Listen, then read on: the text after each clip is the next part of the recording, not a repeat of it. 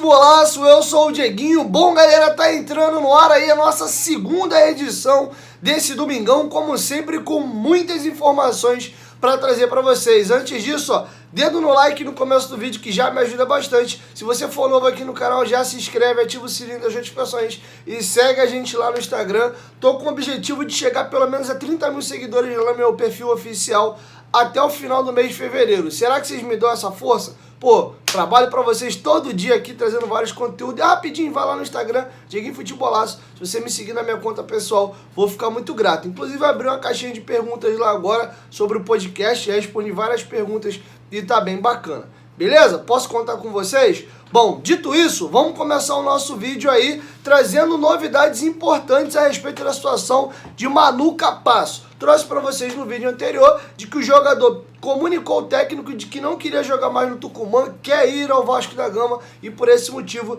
não viajou para a estreia aí do argentino contra o Boca na Bombonera. E eu falei para vocês que o Vasco ia mandar scouts argentina para observar alguns jogadores e um dirigente iria para finalizar a negociação com o Manu Capasso. Os argentinos são mala pra caramba, mas o negócio avançou.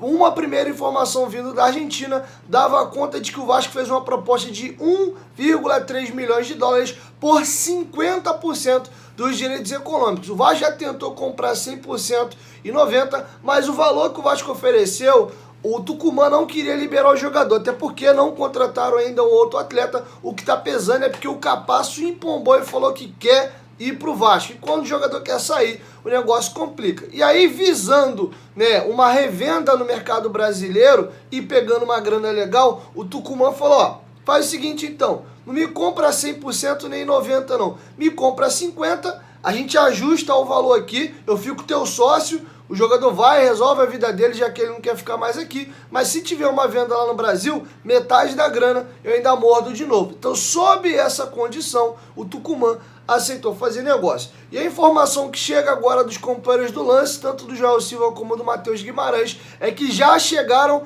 ao acordo do valor. O Tucumã aceita os 1,3 milhões de dólares. Porém, o que está pegando é a forma de pagamento. O Vasco quer pagar em duas parcelas. 650 mil dólares agora à vista e daqui a 6 meses mais 650 mil dólares. E os caras querem à vista, o dinheiro todo assim, pimba, chega aqui e põe. Então vamos ver o desfecho dessa situação, tô acompanhando, mas deve sim ser resolvido. Inclusive, a fonte lá da Argentina revela que isso deve ser definido nas próximas horas. Hoje é domingo, acredito que até amanhã essa negociação deve ser concretizada. Continue em cima da notícia, então logo eu tenho uma nova informação, eu trago para vocês aqui no canal, beleza? Bom, galera, e agora vamos virar a chavinha e vou trazer para vocês um assunto que eu julgo ser muito importante. Vou dividir esse tema em dois. O próximo vídeo vai ser a nota do Flamengo, do Landim, na entrevista que ele deu, e o Vasco rebatendo oficialmente a entrevista do Landim. Nesse momento eu vou trazer para vocês o depoimento novo, que é do presidente do Fluminense, Mário Bittencourt, tá? Então tem alguns assuntos importantes para a gente discutir aqui. Eu vou trazer para vocês a entrevista que ele deu ao GE, comentando essa situação do Maracanã, do Vasco, SAF. Então tem algumas situações importantes para a gente discutir aqui, tá bom? Então, aspas para o presidente do Fluminense, Mário Bittencourt. Primeiro, ele começa comentando a nota do Vasco, que foi bem duro aí no que tange aí o posicionamento do Flamengo, da dupla Fla-Flu, quanto à utilização do Vasco do Maracanã. Aspas para o presidente do Fluminense, Mário Bittencourt. A nota do Vasco revela a incompreensão que a SAF tem de todo o processo. Em um texto que embute extrema arrogância, fica claro o objetivo de tentar tumultuar o ambiente. Como pode alguém afirmar que se o critério for técnico, será o vencedor? E dizer isso sem conhecer as outras propostas, que não foram levadas a público. Desqualificar o pleito só serve a quem quer criar uma narrativa para depois tumultuar e sabe-se lá onde isso pode parar, principalmente em um ambiente emocional como o futebol. As declarações não condizem com o profissionalismo que a SAF se propõe a adotar. O processo de... agora eu vou trazer para vocês um outro tópico aqui. Ele foi perguntado o seguinte pelo GE. Tanto a nota do Vasco como a reação a ela na entrevista do presidente do Flamengo e nessa sua resposta demonstram que a fervura aumentou na relação entre os clubes. Ainda há chance de diálogo e o Mário Bittencourt respondeu o seguinte: os clubes vinham se relacionando de forma muito cordial, até que o Vasco resolveu, sem motivo algum, tentar impor a sua vontade à força. Em várias conversas com o presidente Jorge Salgado, nos afirmamos e reafirmamos que haveria lugar para o Vasco jogar no Maracanã. Tanto eu quanto o Landim dissemos isso a ele, desde que respeitados os critérios técnicos do estádio, aos quais Fluminense e Flamengo também estão submetidos. Ou seja, o número de partidas tem que ser condizente com os cuidados técnicos com o gramado. Investimos milhões de reais para que o Rio de Janeiro tenha um gramado de excelência, que beneficie a todos, inclusive o Vasco. Por que colocar isso a perder? Tudo isso foi dito e explicado, mas a partir de um determinado momento ficou claro que o objetivo era fazer um discurso político, jogando para a torcida. Isso não é condizente com uma boa relação entre os clubes. E aí, uma outra pergunta foi feita ao Mário Bittencourt: há espaço para um terceiro clube na gestão do estádio? Ou 2 é o limite por conta das condições do gramado? E aspas novamente para Mário Bittencourt: ninguém nunca disse que o Vasco não pode jogar no Maracanã, até porque seria um desrespeito ao clube, a seus torcedores e à sua história, que eu, por sinal, respeito muito. Todos nós respeitamos. As portas do Maracanã sempre estiveram abertas ao Vasco para jogar, e assim permanecerão no caso de uma vitória de Fluminense e Flamengo no pleito. Mas repito, tem que respeitar as condições do gramado, dos calendários oficiais e regras de utilização. E isso não pode ser uma imposição do Vasco.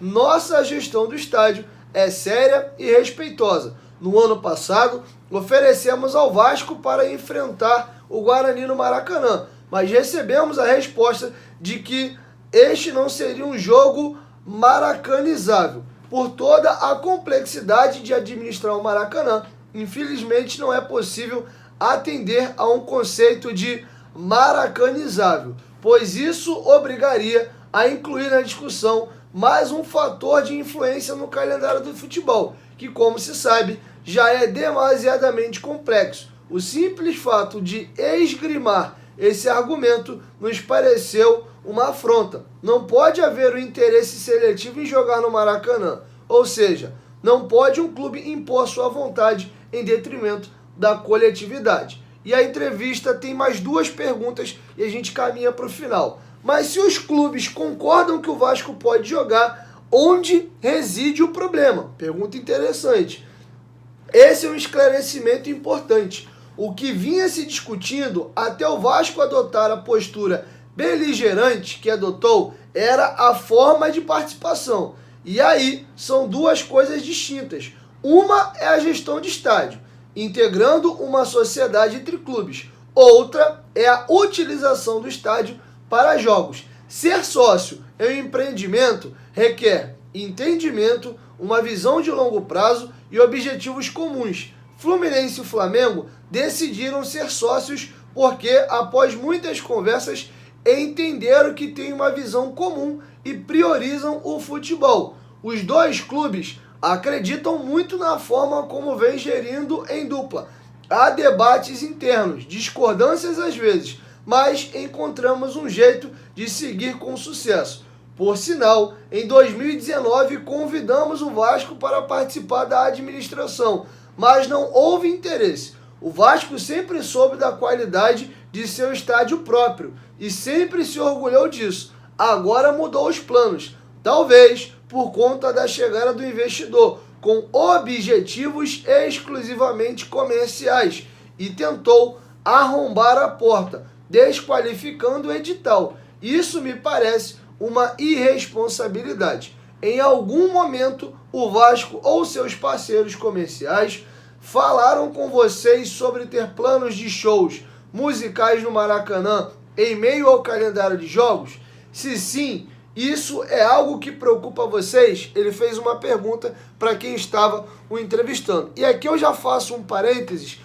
Eu não sei se é um discurso pro forma, tá? Para fora, ou se realmente Mário Bittencourt e Rodolfo Landim, presidente respectivamente de Fluminense e Flamengo, temem que a 777, ao gerir o estádio, realmente mande muitos shows e jogos lá. E aí você passaria a ter 3 clubes jogando no estádio, mais os jogos. E pelo menos no discurso, tá? Tô deixando bem claro aqui. Já dizia minha mãe que coração dos outros é terra que ninguém pisa.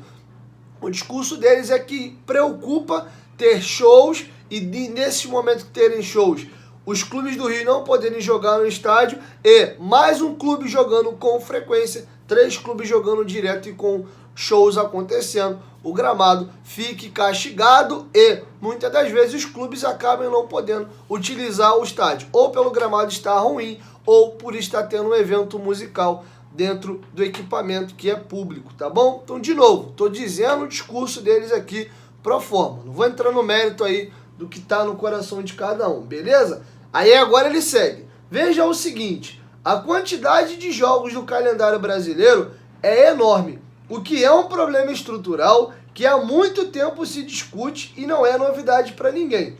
Não é um capricho dos 2 clubes. Portanto, Fluminense e Flamengo são mandantes em 38 jogos do Campeonato Brasileiro, mais os jogos da Copa do Brasil, do Carioca, Libertadores, etc. Falamos aí de quase 70 jogos somente para os 2 clubes. Se tivermos um terceiro, fica apertado demais. Ainda assim, concordamos em abrir as portas para o Vasco. Concordamos em abrir as portas para que o Vasco tivesse alguns jogos lá, até um limite de 10 jogos, o que seria possível acomodar.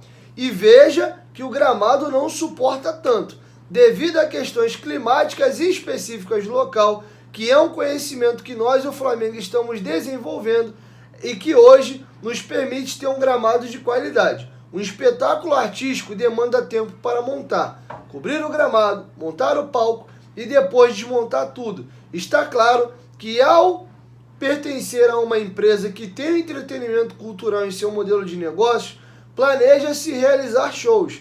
Flamengo e Fluminense querem um estádio de verdade, jogos de qualidade para desenvolver ainda mais o futebol do Rio. Essa é a nossa prioridade e a principal diferença para a SAF.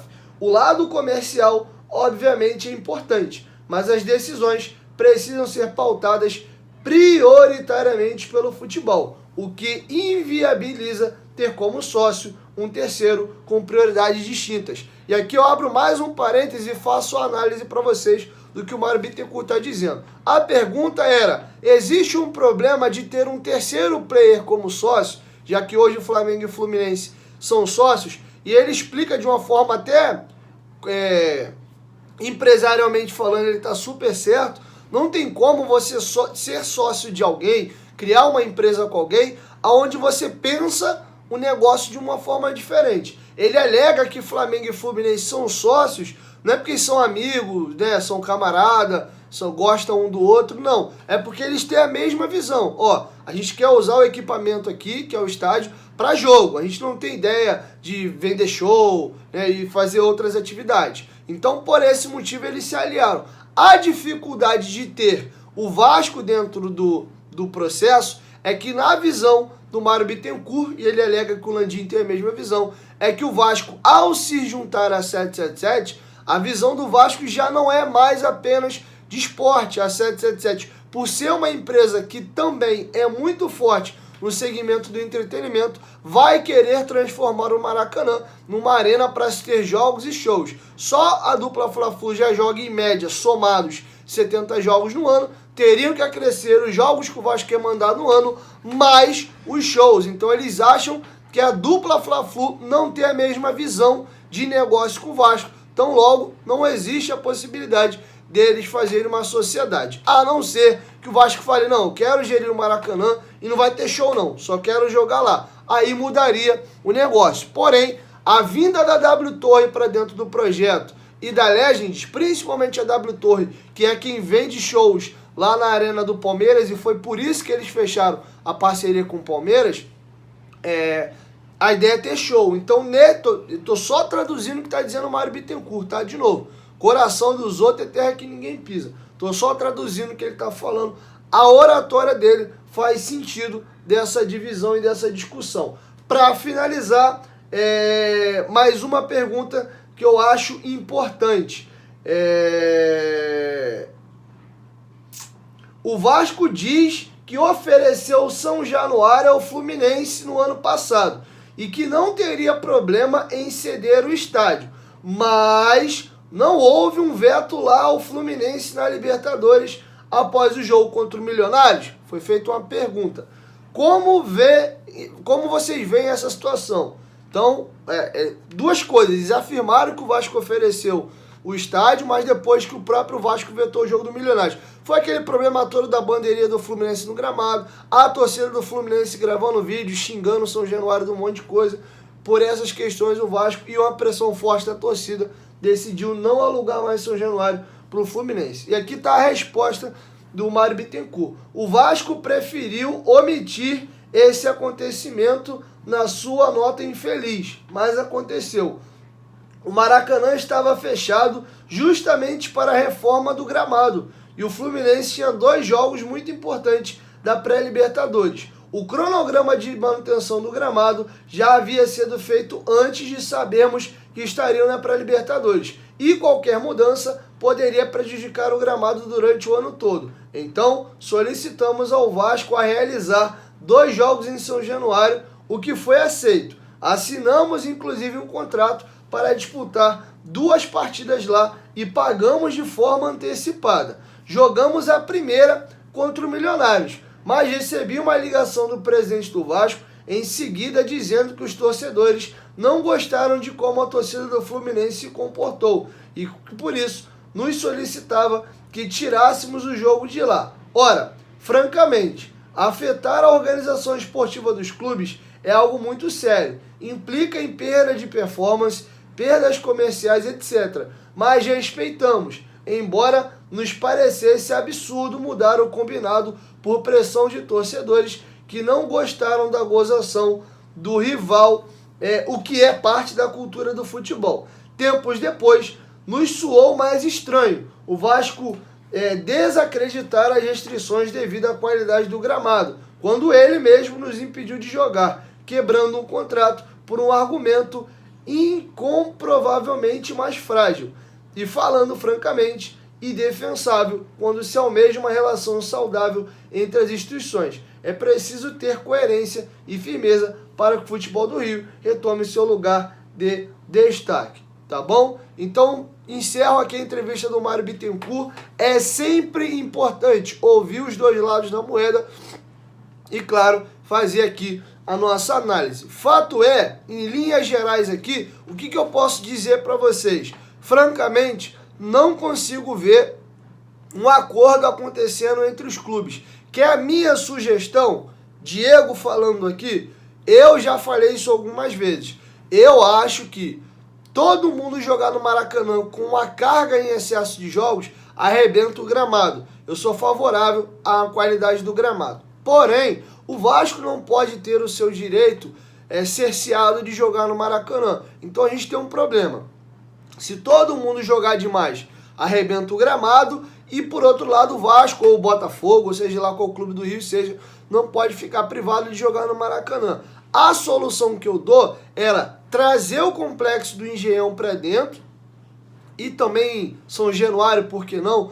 Mas o Engenhão, que tem uma capacidade maior, fazer um acordo entre os 4 e aí dividir. Alguns jogos, o Fluminense manda no Engenhão, o Flamengo manda no Engenhão, o Vasco manda no Engenhão, diminui-se a carga de jogos no Maracanã e todos jogam no Maracanã numa quantidade de forma mais dividida, mas um pouquinho maior. E você ganha ali o Engenhão. E por que não? O Fluminense, que tem uma média de público mais baixo, ceder São Januário para o Fluminense. Isso seria se todos os clubes fossem maduros e pensassem no que é mais importante para a comunidade carioca, fortalecer o futebol do Rio de Janeiro. E reitero, já falei isso aqui e repito, passou da hora do Vasco ter um estádio seu com a capacidade maior, por isso o Vasco está brigando para ter o Maracanã para poder fechar São Januário e fazer as obras. Se fechar São Januário hoje, o Vasco não tem onde jogar, teria que fazer um acordo com o Botafogo pelo Engenhão, ou de repente jogar em Volta Redonda, ou reativar aquele projeto